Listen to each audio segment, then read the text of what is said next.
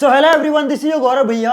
Guys आज की video है ना सिर्फ क्लास 9th वाले बच्चों के लिए है। तो अगर आप में से कोई क्लास 10th का बच्चा देख रहा है ना तो उसको मैं बता दूं, हमारे चैनल पे है ना हमने रैपिड रिवीजन स्टार्ट कर दी है, जिसके अंदर मैं आपको ना सभी चैप्टर की जो रैपिड रिवीजन है वो मैं आपको करवा रहा हूं। और मैं आपको जो मोस्ट एक्सपेक्टेड क्वेश्चन है वो मैंने आपको इन वीडियोस के अंदर बता दी, तो आप इन वीडियो को जाके देख सकते हो। और साथ में ना हमारा क्लास 11th वाला चैनल भी सब्सक्राइब कर लेना, ताकि हम रहे क्लास 10th के साथ भी और क्लास 10th के बाद भी। तो अब मैं वीडियो को स्टार्ट करता हूं। तो ये जो वीडियो है सिर्फ क्लास 9th वाले बच्चों के लिए है। तो जैसे कि आप जानते होंगे कि कुछ महीने पहले ना सीबीएसई ने ये चीज अनाउंस करी थी कि आपके इस साल है ना 2 बोर्ड एग्जाम होंगे। तो इस चीज के ऊपर है ना बहुत बड़ा मेजर अपडेट आ रहा है। ध्यान से सुनना, जितनी मैं आपको चीजें बताऊंगा हर चीज को ना पूरे फोकस के साथ सुनना, क्योंकि इस साल आपके पेपर है ना 2 बोर्ड एग्जाम में होने वाले हैं। लेकिन वो 2 बोर्ड एग्जाम आपके किस तरीके से होंगे वो मैं आपको बता देता हूं।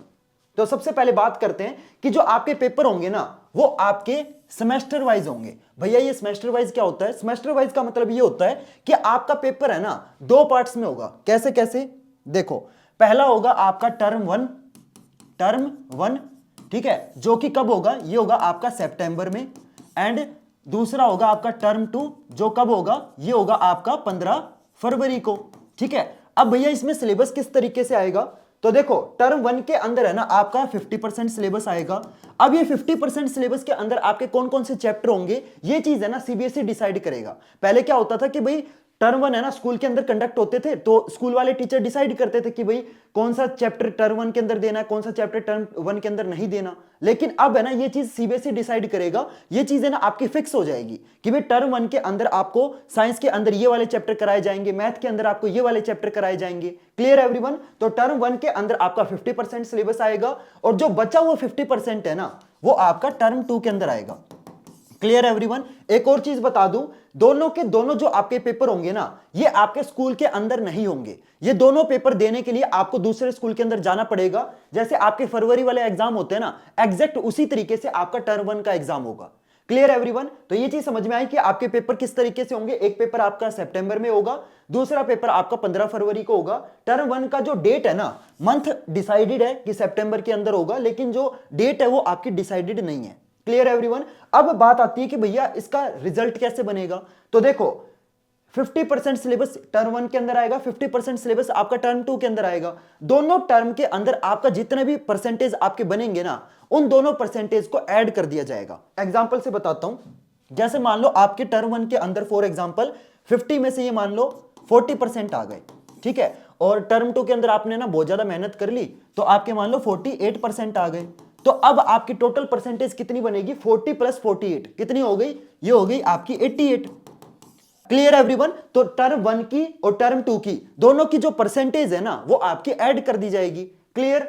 चलो, अब तीसरी चीज आती है कि भैया पासिंग क्राइटेरिया क्या होगा। पासिंग क्राइटेरिया आपका इस तरीके से होगा कि आपको दोनों टर्म के अंदर पास होना पड़ेगा।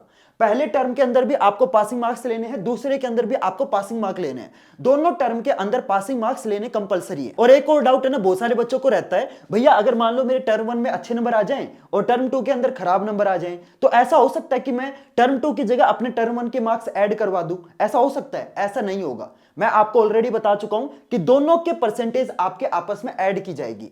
चाहे इसमें तुम अच्छे परसेंटेज ले आओ, मान लो टर्म 1 के अंदर तुम्हारे ना बहुत अच्छे परसेंटेज आ गए, मान लो आपके 49% आ गए, ठीक है, और आपके टर्म 2 है ना खराब हो गए, मान लो टर्म 2 के अंदर आपके 25% आए, ठीक है, तो आपके टोटल फाइनल परसेंटेज कितनी बनेगी जिसके बेसिस पे आपको स्ट्रीम सिलेक्शन मिलेगा? 49 + 25। तो ये कितना हो गया? ये हो गया 49 + 25 4, ये हो गया 74%। Clear everyone? तो टर्म 1 और टर्म 2 चाहे आपका दोनों खराब हो जाए चाहे दोनों आपके अच्छे हो जाए, दोनों की परसेंटेज आपकी ऐड होगी। ठीक है, पासिंग क्राइटेरिया समझ में आया आपको? टर्म 1 और टर्म 2 दोनों के अंदर इंडिविजुअली आपको पास होना है। ऐसे नहीं होगा कि भाई टर्म 1 और टर्म 2 के मार्क्स जोड़ने के बाद आपको पास नहीं होना। टर्म 1 के अंदर भी सेपरेटली पास होना है, टर्म 2 के अंदर भी सेपरेटली पास होना है। क्लियर? अब चौथी चीज आती है आपका अटेंडेंस क्राइटेरिया। तो अटेंडेंस क्राइटेरिया आपका चेंज नहीं होगा, अटेंडेंस क्राइटेरिया आपका सेम रहेगा। That will be 75% attendance. 75% attendance आपकी होना कंपलसरी है, टर्म 1 के अंदर भी और टर्म 2 के अंदर भी। अब आपकी जो अटेंडेंस है वो कब से लेके कब तक काउंट होगी वो भी मैं आपको बता देता हूं। तो जो आपकी अटेंडेंस होती है ना वो आपकी 1 अप्रैल से लेके, अब मान लो मैं एग्जांपल लेता हूं कि आपका टर्म 1 वाला जो एग्जाम है ना, मान के चलता हूं कि 15 सितंबर को होगा, ठीक है, 15 सितंबर को आपका टर्म 1 वाला एग्जाम है, तो 1 अप्रैल से लेके 15 सितंबर तक इसके बीच में आपकी टोटल अटेंडेंस कितनी होनी चाहिए?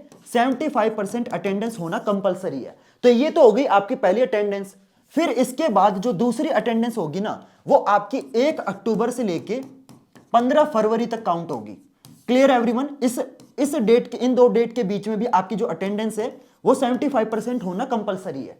क्लियर? ये आपके अटेंडेंस का मिनिमम क्राइटेरिया है। होप करता हूं आपको बेसिक सी चीजें जो मैंने आपको बताई ये सारी अच्छे से समझ में आ गई होगी। और मैं आपको एक और चीज बता दूं, जितने भी आपके सीनियर टीचर हैं, जितने भी आपके बड़े बड़े स्कूलों के प्रिंसिपल हैं, जितने भी आपके सीबीएसई की कम्युनिटी के अंदर टीचर है, सभी टीचर से ना सीबीएसई ने ये चीज पूछी है कि क्या हमें एक साल में 2 बोर्ड एग्जाम कंडक्ट करवाने चाहिए। और आप मानोगे नहीं, 60% टीचर्स ने ना हाँ बोली है। सभी टीचर ये चाहते हैं कि यार ये जो चीज है ना स्टूडेंट्स के बेटरमेंट के लिए होगी। एक तो आपका सिलेबस का जो प्रेशर है ना वो आपका कम हो जाएगा, क्योंकि अभी क्या होता है कि पूरा सिलेबस आपके फाइनल एग्जाम में पूछा जाता है, लेकिन टर्म 1 टर्म 2 से क्या होगा कि जो सिलेबस का प्रेशर है वो आपका आधा हो जाएगा, क्योंकि जो आधा सिलेबस है वो टर्म 1 के अंदर आएगा और जो बचा हुआ आधा सिलेबस है वो आपका टर्म 2 के अंदर आएगा।